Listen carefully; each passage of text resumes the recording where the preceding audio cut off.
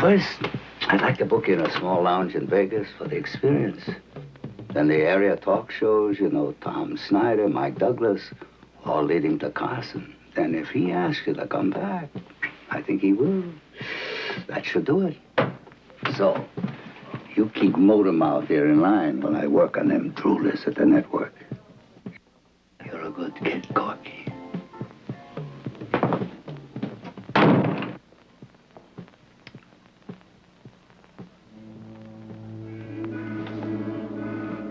Hey, you know what I think? Now, what do you think?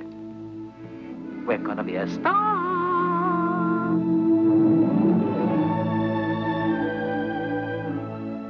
That's a creepy opening scene from Magic, a frightening thriller with Anthony Hopkins as a ventriloquist with a split personality. I think it's one of the best movies of the year. Magic is one of 5 new films we'll be reviewing on Sneak Previews, 2 film critics talking about and sometimes arguing about new movies in town. This is Roger Ebert, the Pulitzer Prize-winning film critic of the Chicago Sun-Times. And across the aisle from me is Gene Siskel, film critic of the Chicago Tribune and CBS TV News in Chicago. And I might add, Gene, that you and I seem to be in total disagreement about most of the movies on tonight's show. Doesn't bother me. Okay. In addition to Magic, which I didn't like nearly as much as you did, we'll be looking at scenes from Midnight Express, the story of a young American's ordeal in a Turkish prison. Sylvester Stallone is a hustling slum kid in Paradise Alley. The new animated film about rabbits, Watership Down, and now Gene starts with Comes a Horseman. Roger, there hasn't been a good classic Western movie in years until now, until Comes a Horseman, which is set in 1945 Montana cattle country. Jane Fonda plays a small-time rancher in real danger of getting overrun by her neighbor, cattle baron Jason Robards, who wants to own the whole valley for himself. Also in the valley, James Caan, who has an even smaller ranch than Fonda. She sold it to him. Caan is just back from World War II, and he and Fonda reluctantly realize they're going to have to help each other if they want to keep their land. I meant what I said about taking you to town. Thank you. I ain't going to town.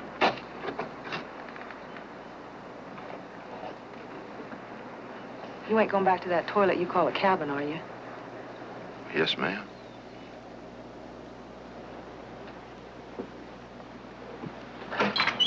Excuse me. It seemed to me a person in your situation might use an able-bodied man.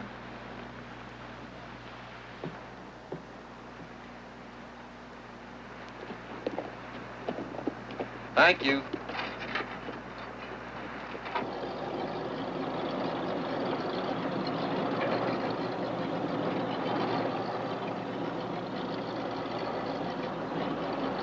I guess I could use a hired hand. Sorry, I ain't no hired hand. I'll work with you, but I sure as hell can't work for you.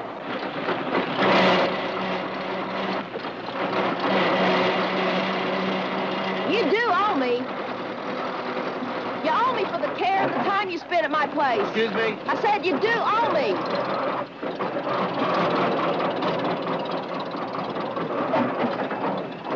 All right. I'll work for you a season. You pay me any way you can at the end. Except some of it's got to be in stock. Of course, any of mine we find, you help me trap them.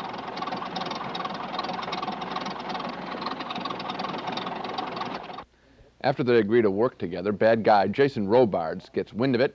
He decides to show these 2 small-timers who's boss of the valley. Robards drives his cattle across James Caan's grazing land as the film's main battle begins to heat up. I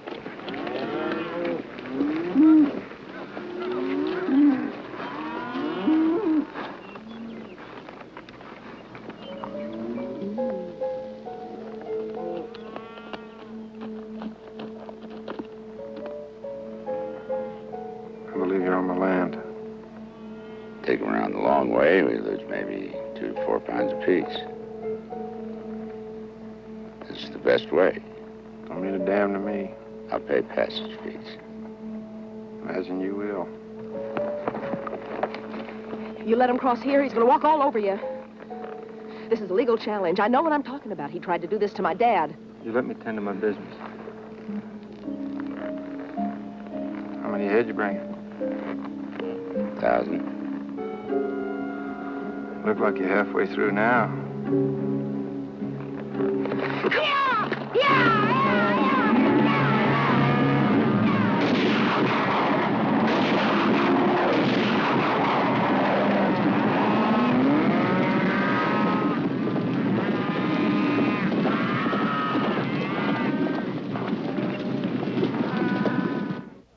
strong characters there, and what I like about Comes a Horseman is even though it's a classic David and Goliath story, little Fonda and Caan against big Robards, there are plenty of smaller battles in the film as well. Fonda and Caan have to learn to cooperate with each other, and Robards is fighting off an oil man who wants to drill in his land. But most important, Comes a Horseman is full of strong individuals, powerful people against a big Western sky. Ultimately, that's what makes it a classic Western and a good movie. A good movie, yes, I'd agree with that, but not a movie I could recommend. And in a way, it really should be good, because look who made it. Alan Pakula, the director, just made All the President's Men. Fonda gives a great performance. James Caan is better than he has been in a long time. The cinematography was by Gordon Willis, who did The Godfather. Sounds like you liked a little bit of it. I did like it a little bit. I'm not going to forget it right away. At the same time, though, they put all of this quality into it, but they forgot to put any life into it. It just kind of sits there. It's perfect in its own way, but it doesn't involve us. It doesn't have enough energy. I got involved as soon as Robards came on the screen. We see him in that cattle drive sequence. He's menacing. This film, as you said, is shot by the same guy who did the Godfather pictures. I found that this Robards character was just as powerful, power-hungry, family power-hungry as Michael Corleone. Well, but he really wasn't in the movie that much, Jason Robards wasn't. And for the rest of it, it seemed to me that things went along for an hour and 45 minutes with not very much really happening from moment to moment. Then we get this arbitrary melodramatic ending and the movie's over. It just didn't come together. I agree with you. The ending is slapdash and it insults, I think, some of the fine qualities of earlier in the picture. Well, anyway, Midnight Express, which is our next film, is anything but slow-paced.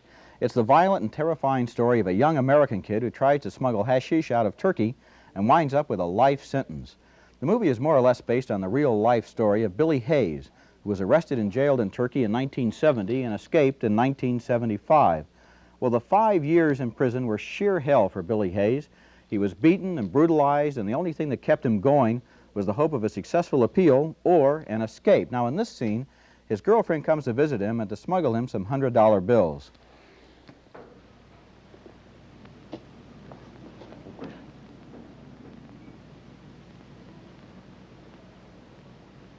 Oh, my God.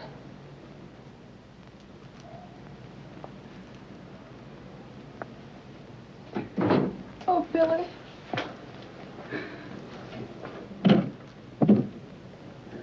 Billy, what have they done to you? Billy? Your father gave me this for you. There's pictures of your mom and dad, and Rob and Peg. And in the back, Billy, there's a picture of your old friend, Mr. Franklin. Remember him? From the bank. Billy, he's over in Greece now. He bought a ticket. I'll give it to them for you. Oh, Billy. Don't count on them. Don't you count on anyone but yourself, you hear? He's here. No. Billy, you're running out of time. If you stay here, you'll die. Christ, you've got to get yourself together. You've got to get out of here. Oh.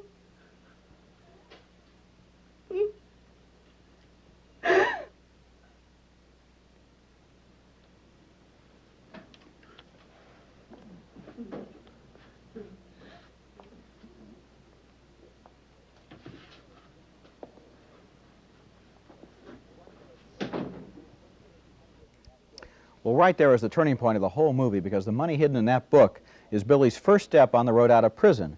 And the escape in the film didn't happen that way in real life. In fact, Midnight Express doesn't totally follow the facts, and the movie is much too eager to make the Turks into totally sadistic neo-Nazi bad guys. But somehow those are criticisms you come up with afterwards. Watching Midnight Express is a totally involving process. We're terrified and repelled by the violence in that prison, and yet somehow at the same time the prison becomes a microcosm of the world outside. So a lot of questions can be raised about Midnight Express, but it is a well-made thriller, it's a violent shocker, and it's never boring. Well, I did have a lot of questions raised by the film, and I thought it played kind of fast and loose with the facts. The only reason I bothered to check, right at the beginning of the picture, they have a card on the screen that says, based on a true story. At the end of the picture, a similar kind of thing. If they're going to claim to be truthful and try to impress me, I'm going to challenge them on being truthful. Well, you're right. If they are being dishonest, if they want people to accept the picture as a documentary of what happened to Billy Hayes. But I think most of the people going to see this picture don't even care if there really is a Billy Hayes or not. They're involved in the story of this young American kid. They get wrapped up in it. It works. It's a success. See, I think by overloading it, by making it so horrible in the prison, like you said, that they changed this kid into a hero. I don't think he was a hero. All I think he was a survivor. He was a survivor, and he was a drug smuggler, but it's kind of like the bad guys in a Hitchcock film. Because the camera follows them and their story, you identify with him. So he was a smuggler. At the same time, you want him to get out of prison. Okay, it thrilled you, didn't thrill me. The last picture that really scared me was The Exorcist. Before that, Rosemary's Baby. Well, there's a new movie named Magic, just as good as those two thrillers. It's the exciting story of a schizophrenic magician who uses ventriloquism in his act, and his dummy is the stronger part of his split personality. Anthony Hopkins plays the ventriloquist magician. After he hits it big in New York City, he becomes frightened by his success. He runs away to a resort in the woods owned by a woman he had a crush on in high school. Anne Margaret plays that woman. She's unhappily married now, and she's excited to see Hopkins and his wise guy dummy. Oh, my God, he bought that. You thought Peg didn't remember.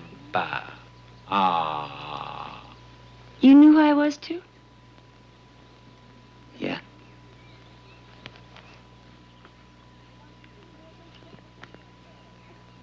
Well, why didn't you two at least grunt at each other? He's just as cute as he is on the tube. Cute? Pharaoh, yes. Sexy, yes. Ronald Reagan is cute. Oh, please, could I hold him just so I'll be careful? Oh, he's heavy. Husky, a bimbo. His lips didn't move. That's because you're not stroking my levers, sweetheart. Oh.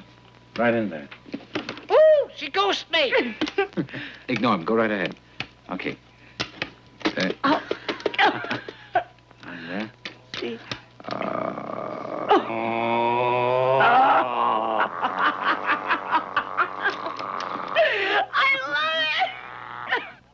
All seems very happy there, except that Corky, Anthony Hopkins, has run away from New York to see Anne Margaret without telling his agent, Burgess Meredith. Meredith eventually tracks Corky down. He realizes his client is a very sick man, afraid of success, and totally dependent on his dummy for strength. Nothing's funny. Not anymore. What are you going to do? Gonna make a few phone calls. Tell people you mean? Corky, you ain't in control.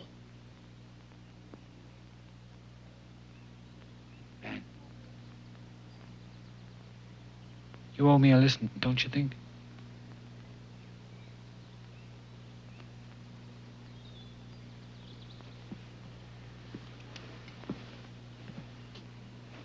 Yeah, I was kind of out of control back in the city. I could feel myself starting to slip down the iceberg. So you took off? And now you're fine? Sure, on account of Peg. The local town pump, terrific knockers. Look, Fats, please. Come on, will you? Sorry. I've known her ever since high school. I never figured I'd have a chance with her, but now everything's changed. She believes in me. Listen, girls are for down the line, kid. Right now, you gotta let me help you. I know a lot of people. Beautiful doctors. He means head shrinkers. He just thinks they're a fruitcake. He doesn't. He never said that. He's on our side. He's the villain. Don't forget that. Never forget that. Hey, kid. I'm gonna ask you to do something. It's a little something anybody ought to be able to do. Now, if you can do it, fine. We'll forget this whole thing. But if you can't, we'll think about getting you to see somebody fast. Is it a deal? Name it. Make Fat shut up for 5 minutes.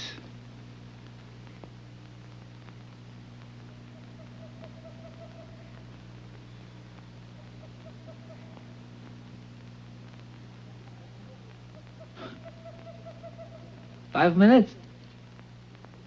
I can make him shut up for 5 years. Just great. That 5-minute test turns out to be the longest 5 minutes in this guy's life as the film really moves into high gear. Obviously, Corky and Fats can't let the word get out that Corky's a nutcase, so Magic becomes a murderous, R-rated thriller as Corky tries to save himself, even half of himself. Anthony Hopkins is brilliant in his role of Corky. How tough it must have been to act with a 16-pound dummy on his arm. So, good thrills, the rough world of show business, a touching love story. That's all in Magic. For my money, one of the year's best movies. Well, not for my money, Gene. I kind of like the premise during the first hour as they set it up. This guy is schizophrenic, his dummy is the other half of his personality. But then the second hour just works that out. There aren't any surprises. I think there should have been some kind of a twist, maybe something supernatural.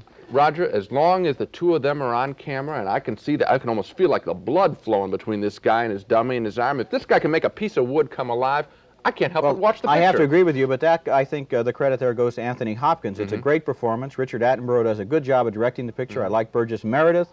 I thought the general level of the picture was so high that the last half hour just let me down. I wanted something more to happen. I don't think the screenplay does justice to the talent of the people who made the movie. We're getting pictures that we like, but then they dribble off at the end. Well, that's an example with the next picture, I think, which is good until the end.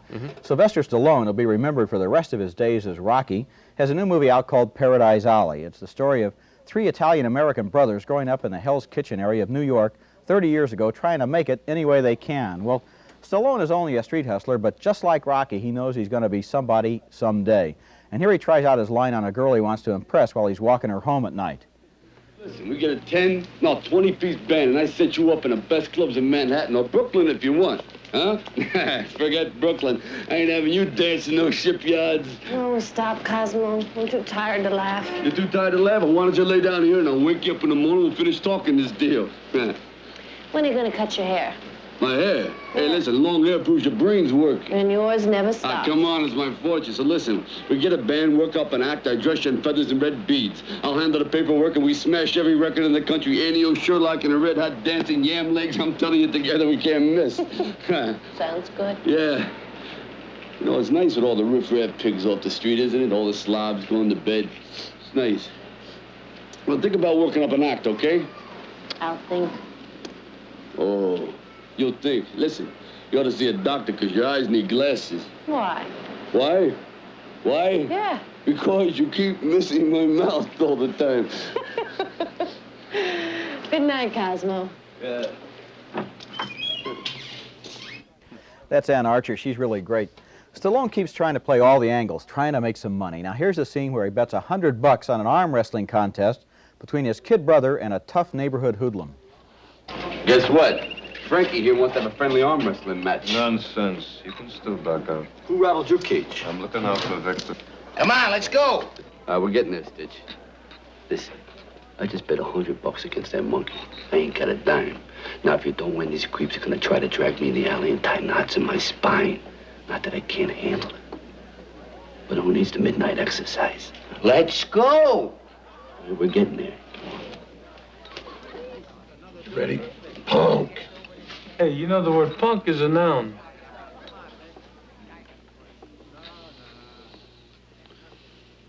Shut your hole. Puke.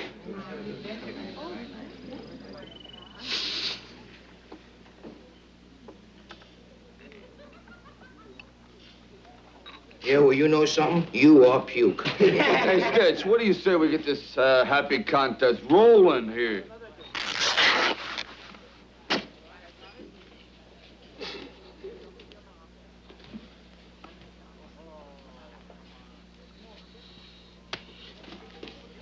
Come on, Vic. Come on, Victor. Hey, you let my brother breathe, you're sucking up all the good air. Hey, Cosmo, you better have that dough or you're going to be spending a lot of time doing a lot of healing. I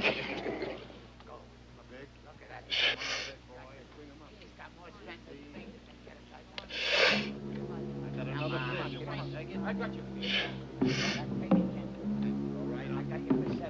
All right. Okay, come on. Look at something. He's got that. He got the arm. That's monster. Come on now. That's a tough guy. Come on. You got it. Come on, Vic. That's a great scene. It grows and grows. It builds and builds. It's just got great tension there. Anyway, the kid turns out to be the meal ticket for Stallone and his older brother, who talk him into becoming a professional wrestler. And Paradise Alley is Sylvester Stallone's movie all the way. He wrote it, he directed it, and he stars in it, and it's got a really original feeling to it. It's funny and outrageous, and Stallone isn't afraid to go to stylistic extremes. He uses corniness, broad comedy, wild exaggerations, whatever he needs to get his points across, like that guy tearing his shirt off. Right. Paradise Alley is never realistic. I don't think characters like this ever existed in Hell's Kitchen or anywhere else. But the movie exaggerates so well. It's so filled with life and energy and high spirits, carries us right along. Right along again until that ending. Until the end. You know, this picture, he creates such a weird world, as you said. This Paradise Alley is a gambling den and a wrestling parlor underneath some building. Really exciting. We expect some weird kind of finish to the picture. No, cornball happy ending. Right out of Rocky. Rocky ended with a big fist fight. This ends with a big wrestling match. Worked in Rocky. It doesn't work this time. I think maybe Stallone has this idea that if you just give people a happy, big, exciting physical ending, that it's going to work all the time. Well, the formula didn't work this time. It was a letdown. We cared about these characters. We wanted to see what happened to them. Yeah. Well, animated movies now are trying to make a comeback of a kind. This year, I think one of the better efforts is certain to be Watership Down, which takes us into the world of rabbits. But it's no cuddly bunny story. It's an adventure film filled with good and bad rabbits, and of course, that constant threat to animals in animated pictures, mankind, vicious mankind that wants to destroy the countryside to put up a housing development. In this scene, a wounded rabbit stumbles into a band of his fellow cottontails and tells them the story of how their homes, their rabbit warrens, have been destroyed. Who's there? All dead. Oh, John. It's Captain Holly. Holly, it's me, Bigwig. I found you. I found you. He's been hurt. Look at that wound on his shoulder. I remember you. You're the one that saw it coming. But what happened? Our warren. Destroyed. Destroyed? How?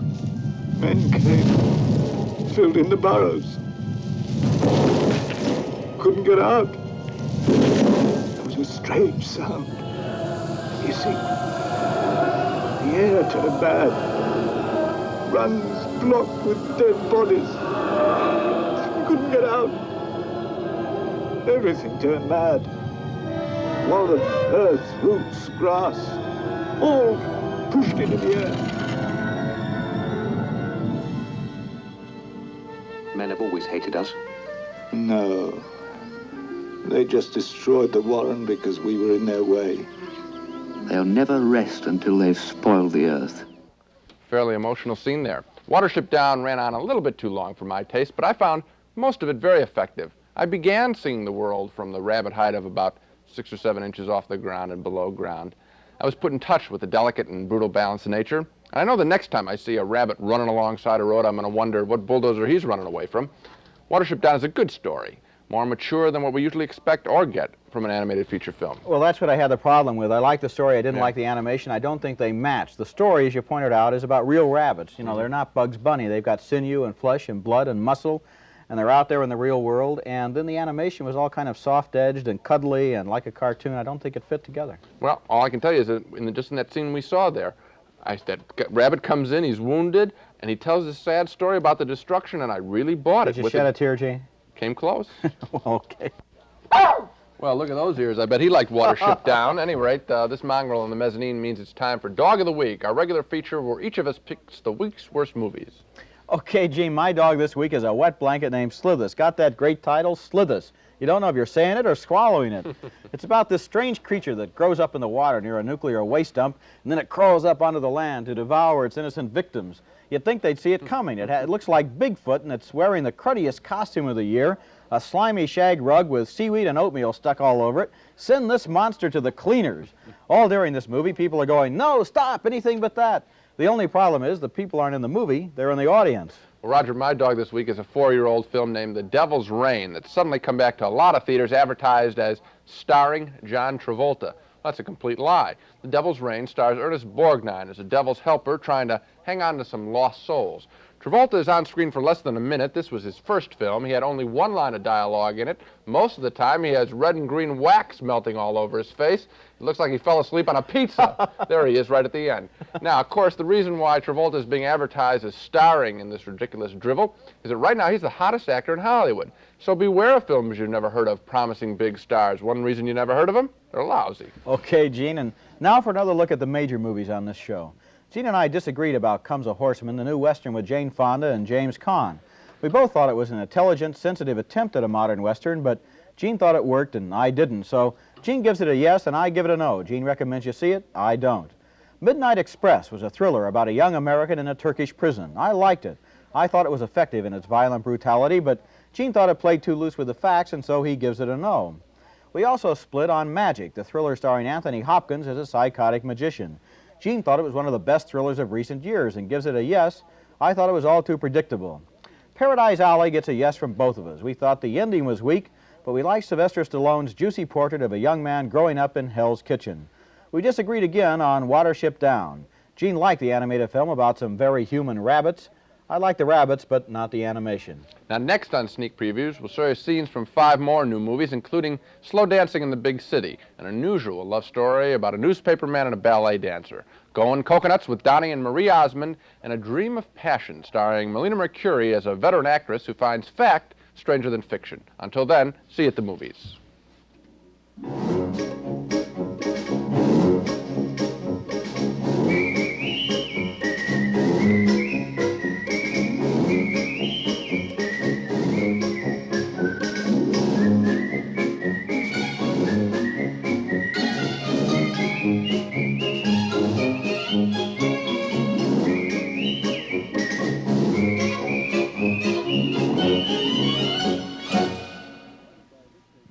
Funding for this program is provided by this station and by other public television stations.